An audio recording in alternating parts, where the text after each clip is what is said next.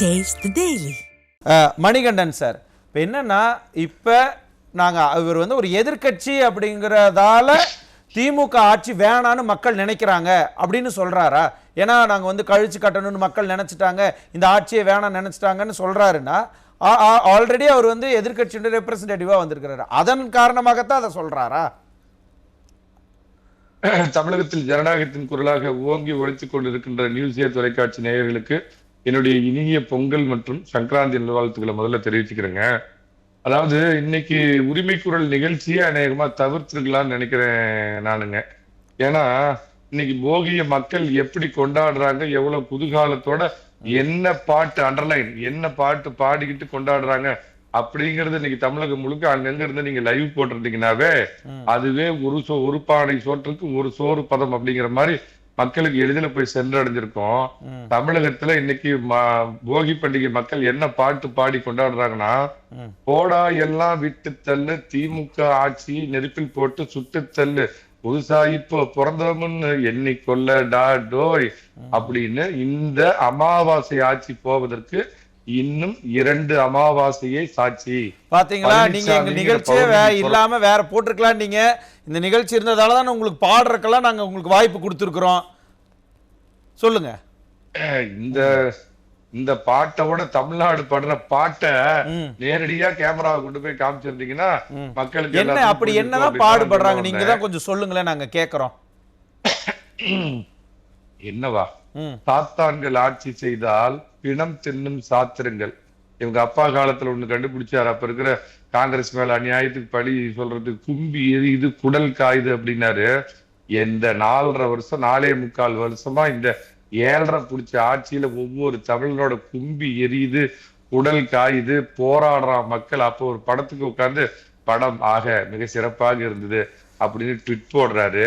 பாத்தீங்க அப்படின்னா நாட்டுல பல பிரச்சனைகள் போராடாத இவங்களுக்கெல்லாம் ரொம்ப ரொம்ப வேண்டப்பட்ட அரசு ஊழியர்களே ஒவ்வொருத்தரும் தனித்தனியா போராடிட்டு இருக்கிறப்ப பாத்தீங்கன்னா ஏதோ நாடே ஒரு படத்தை எதிர்பார்த்து காத்திருக்கிற மாதிரி அந்த படத்தை ஆக தடுப்பது கடும் கண்டனத்துக்குரியது.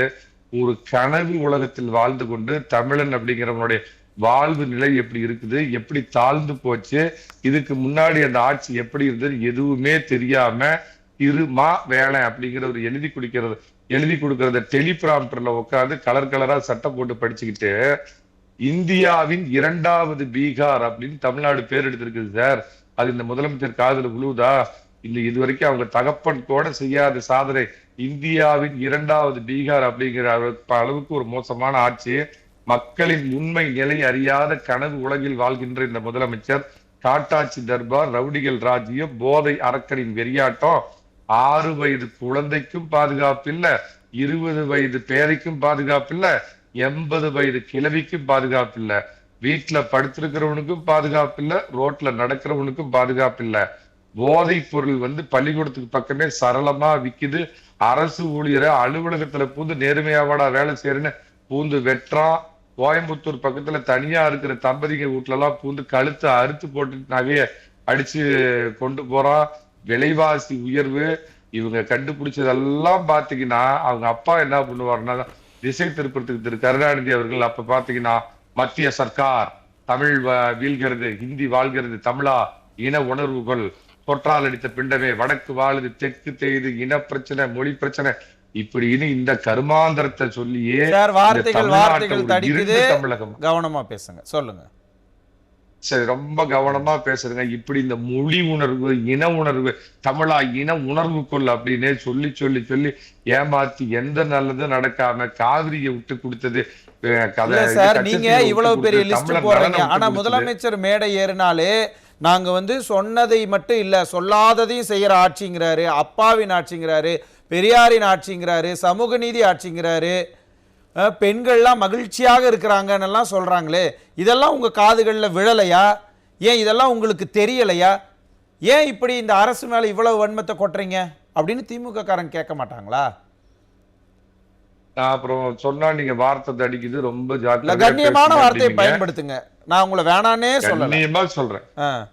நீங்க அப்படியே சென்னையில பக்கத்துல ஒரு இடம் இருக்குது, நான் அந்த இடத்த கூட சொல்லல. அங்க போய் ஒரு இடத்துல பாத்தீங்கன்னா நான் தான் இந்திய பிரதமர்னு ஒருத்தன் சொல்லுவான், நான் தான் தமிழகத்தின் முதலமைச்சர்னு சொல்லிட்டு பிம்பிளிக்கு பிளாக்கின்னு கத்திட்டு இருப்பாங்க. அந்த இடம் கீழ்பாக்கம் நான் இடத்தெல்லாம் சொல்லல. அந்த மாதிரி கனவு உலகத்துல வாழ்ந்துட்டு இருக்கிறாருங்க. தமிழ்நாட்டுல வந்து இது வரைக்கும் ஆட்சி கொடுத்தவங்கள 3 விதமா மணிகண்டன் சார், நீங்க ஒரு வழக்கறிஞர், வார்த்தைகள்ல கவனம் இருக்கட்டும், சொல்லுங்க.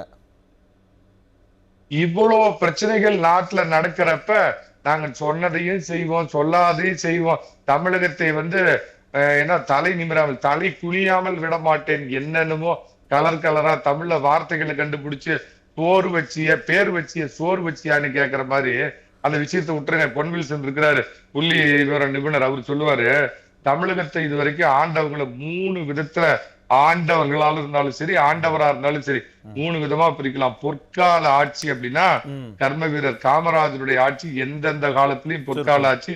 மறைந்த புரட்சி தலைவருடைய ஆட்சி பொற்கால ஆட்சி. மக்கள் நல ஆட்சி அப்படின்னா மறைந்த மரியாதைக்குரிய ஜெயலலிதா அம்மா அவர்கள் கொடுத்ததுக்கு பேரு மக்களாட்சி. அவரோட சாதாரண எளிய தொண்டனா இருந்து அவங்க வழியில வந்து 11 மருத்துவக் கல்லூரி, 86 ஆர்ட்ஸ் காலேஜ், குடிமராமத்து பணி, கால்நடை பூங்கான்னு பல நலத்திட்டங்களை கொண்டு வந்து மக்களை காப்பாத்தின மக்கள் நல ஆட்சி. அம்மா காலத்திலயும் புரட்சி தமிழர் எடப்பாடி பழனிசாமி காலத்து ஆட்சியும் பாத்தீங்கன்னா கொடூர ஆட்சிக்கு கருணாநிதியின் ஆட்சியே சாட்சி, கொடூர ஆட்சிக்கு ஸ்டாலினே சாட்சி. அதே மாதிரி பொற்கால ஆட்சிங்கிறதுல நீங்க மரியாதைக்குரிய மறைந்த அண்ணா அவர்களையும் சேர்த்துக்கலாம். தமிழகத்தின் பெரிய தலைவர்கள் முதலமைச்சர்களை எடுத்துக்கிட்டீங்கன்னா அந்த கொடூர ஆட்சி பீகார் ஆட்சியை இன்னைக்கு கண்ணு முன்னாடி கொண்டு வந்து கொடுத்துட்டு கனவு உலகில வாழ்ந்துட்டு கலர் கலரா வாயை திறந்தா பொய்ய பேசிட்டு இருக்கிறாரு. இந்த அமாவாசை வீட்டிற்கு போவதற்கும் இவர் கட்சி ரோடுக்கு போவதற்கும் இன்னும் 2 அமாவாசை, பழனிசாமி என்ற பௌர்ணமி பிறப்பதற்கு இன்னும் 2 பௌர்ணமி. நன்றி. நான் திரும்ப உங்ககிட்ட வர ராஜகம்பீரன் அப்பாஸ். இப்ப என்னன்னா இந்த 4.5 ஆண்டு கால ஆட்சியுமே வந்து மக்களுக்கு எதுவும் செய்யாத ஆட்சி. அதனாலதான் நாங்க வந்து இந்த பழையன கழிதல்ல திமுகவை நாங்க கழிச்சுட்டு நாங்க புதிய ஆட்சியை தேர்ந்தெடுக்கிறோம்னு மக்கள் சொல்றதாக சொல்றாங்களே, உண்மையாலுமே மக்கள் அப்படித்தான் நினைச்சுக்கிட்டு இருக்கிறாங்களா, இல்ல திமுக சொல்ற மாதிரி இது பொற்கால ஆட்சி அப்படின்னு நினைச்சிட்டு இருக்காங்களா? அது மக்கள் நலத்திட்டங்களை வந்து செயல்படுத்துவதற்கு வந்து அதிமுக வந்து ஒரு முன்னோடியாக இருந்தது என்று சொன்னால் அதன் தொடர்ச்சியாக திமுக அதை விட அதிகமான நலத்திட்டங்களை செய்து கொண்டிருக்கிறது. நான் கூட நம்பிட்டேன் சார், பரவாயில்லையே ஏதோ பாராட்டுற மாதிரி வரீங்களே நினைச்ச டக்குனு யூ டர்ன் போட்டீங்களே. இந்த அரசு தான் யூ டர்ன் போடுதுன்னா நீங்களும் இப்படி டக்கு டக்கு அந்த அதிமுகவை விடவும் அதிகமான நலத்திட்டங்களை செய்யக்கூடிய ஆட்சியாக இது மாறி இருக்கிறது. சரி, ஓகே. என்ன புரட்சி தலைவர் என்றால் எப்படி சத்துணவு திட்டம் நினைவுக்கு வருமோ அதுபோல மு.க. ஸ்டாலின் என்றால் அது காலை உணவு திட்டம் அப்படிங்கிற இடத்துக்கு அது வந்திருக்கிறது. அது மாதிரி பல நலத்திட்டங்கள். சரி, பல நலத்திட்டமா? சரி, சொல்லுங்க. விரல் விட்டு நீங்க அதிமுக நேயர்களே எண்ணுவாங்க, சொல்லுங்க. என்ன வர மேனிகண்டன் சார், 2500 ரூபாய் நீங்க பொங்கல் பரிசு கொடுத்தா 3000 ரூபாய் கொடுக்கறதா? அப்ப எல்லா இடத்துலயும் சொன்னீங்களே, 5000 ரூபாய் கொடுக்க சொன்னீங்களா?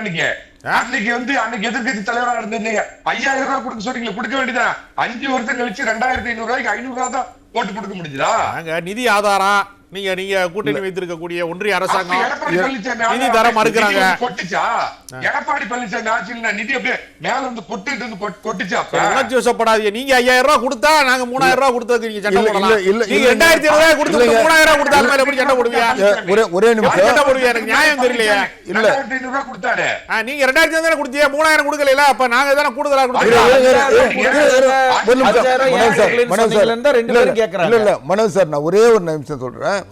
போன 2 வருஷமா கொடுக்காத 1000 சேர்த்து 3000 கொடுத்துறீங்க. இந்த வருஷம் 3000 இல்ல, போன வருஷம் 1000 கொடுக்கணும், அதுக்கு முன் வருஷம் 1000. இதுதான் கொடுத்துறீங்க, 1000 தான் நீங்க கொடுத்துருக்கீங்க. எங்க மகளிர் உரிமை தொகையில தொடங்கி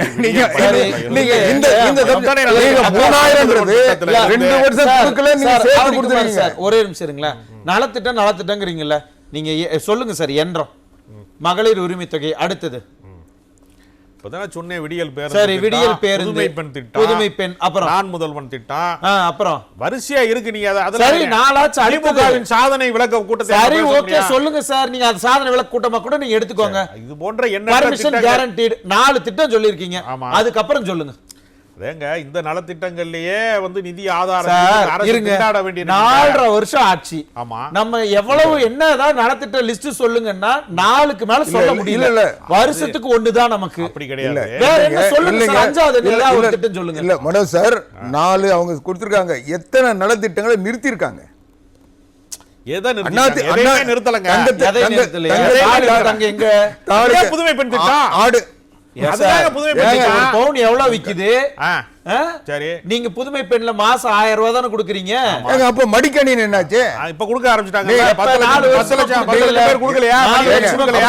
அப்ப அந்த குழந்தைங்களுக்கு இருங்க, என்னாச்சு? புதுமை பெண் திட்டம் மடிக்கணினியா இல்ல தங்கத்தில் தாலி? சரி, இல்ல அப்பாஸ் சார், மடிக்கணினி 10 லட்சம் பேருக்கு பதிலா கொடுத்தா 20 லட்சம் பேர் கொடுக்கறதா சொல்லிருக்காங்கல்ல. ஒண்ணும் பிரச்சனை இல்ல. ஏங்க, நீங்க இன்னும் கொடுக்கறதா நேரம் சொல்லிருக்கீங்க, எடுத்துக்கோங்க. கொடுக்கல இன்னும். நேரம் கூட இப்பதான் எடுத்துக்கோங்க. தொடங்கியிருக்கீங்க. வேற என்னென்ன நலத்திட்டங்கள்னு நீங்க லிஸ்ட் எடுங்க. சரி. நான் ஒரு இடைவேளை எடுத்துட்டு கூட வரேன். நீங்க அதுக்கப்புறம் கூட சொல்லுங்க. உங்களுக்கு நான் நேரம் தரேன். மணிகண்டன் சார், இப்ப என்னன்னா அதெல்லாம் நாங்க பண்ணிட்டு தான் இருக்கோம். எதை கேட்டாலும் நம்மளே அசர்ற மாதிரி ஒரு பதில் சொல்றாங்க தெரியுமா? திமுகவுடைய ஆதரவு கொடுக்கக்கூடிய கூட்டணி கட்சிகள்லாம் அத மக்கள் எப்படி சார் எடுத்து புரிஞ்சுப்பாங்க? மக்கள் தாங்க கண் முன்னாடி பாத்துக்கிட்டு இருக்கிறாங்க. எதிர்கட்சி தலைவரா இருக்கிற ஒவ்வொரு ஊர்லயும் ஆலமரத்தை தேடி போய் சொம்போட உட்காந்துக்கிட்டு ஒரு பெரிய ஜீபூம்பா மந்திரப்பட்டியை வச்சுட்டு வாங்க மக்கள்லாம் ஒடியாங்க, உங்க பிரச்சனை எல்லாம் எழுதியில போடுங்க, ஸ்டாலின் ஆட்சிக்கு வந்த உடனே உங்க பிரச்சனை எல்லாம் தீர்த்துருவேன்னு சொன்னதுக்கு அப்புறம் 4.5 வருஷம் 7.5 முடிஞ்சதுக்கு அப்புறம் உங்க கனவு என்னன்னு கூப்பிட்டு கேட்கிறாரு. அதுல இருந்தே தெரியுதா எல்லாமே கனவாகி போனது. ஒட்டுமொத்த தமிழக மக்களின் கனவு நீங்க வீட்டுக்கு போங்கயா அப்படிங்கிறது தான் அவங்களுடைய கனவு. இப்ப எனக்கு முன்னாடி பேசின பொன்வில்சன் கேட்டாரு, 3 வருஷம் நிதி ஆயோக் கூட்டத்துக்கு போகாம 4வது வருஷம் போனாரு. அதுக்குன்னு தேவையில்லாம பொன்வில்சன் விமர்சனம் பண்றதை நான் கண்டனம் பண்றேன். நிதி பிரச்சனையை தீர்க்க தான் போனார். 4வது ஆண்டு அவர் போனது நிதி பிரச்சனையை தீர்க்க தான் போனார். உதய நிதிக்கு ஏற்பட்ட பிரச்சனையை தீர்க்கறதுக்காக போய் பிரதமரை பார்த்து அவரு கையை உடுப்பா வலிக்குதுங்கிற அளவுக்கு கையை பிடிச்சு கெஞ்சினாரு. மக்கள் நல ஆட்சி எதுங்கிறதுக்கு ஒரே ஒரு சாட்சி சொல்றாங்க. அதிமுக ஆரம்பிக்கப்பட்டு சப்ஜெக்ட் டு கரெக்ஷன் 53 வருஷம் தான் ஆகுது. 53 வருஷத்துல 32 வருஷம் ஆளுங்கட்சி புரட்சி தலைவர் இந்த மண்ணுலகை விட்டு மறையும் வரை முதலமைச்சராக தோல்வியே சந்திக்காமல் இருந்ததே சாட்சி. அம்மா அவர்கள் 2011லயும் 16லயும் தொடர்ந்து ஆட்சியை தக்க வச்சதுதான் அதற்கான சாட்சி. இன்னும் ஒண்ணு சொல்லிடுறேங்க. இப்பதான் டிவில பார்த்த உண்மையாவே மனசு கஷ்டமா இருக்குதுங்க. இந்த 181வது தேர்தல் அறிக்கையை நிறைவேற்றுக்குன்னு போராடின பகுதி நேர ஆசிரியர் நேற்று ஒருத்தர் தற்கொலை பண்ணி ஆஸ்பத்திரியில அட்மிட் பண்ணவர் இன்னைக்கு இறந்து போயிருக்காரு. அதான் ஒண்ணு கேட்கிறேன், ஸ்டாலின் அவர்களே, நீங்கள் ஆண்டது போதாதா? மக்கள் மாண்டது போதாதா? வேஷம் கலைக்கவும் ஓய்வு எடுக்கும் நேரம் நெருங்குதம்மா. நன்றி.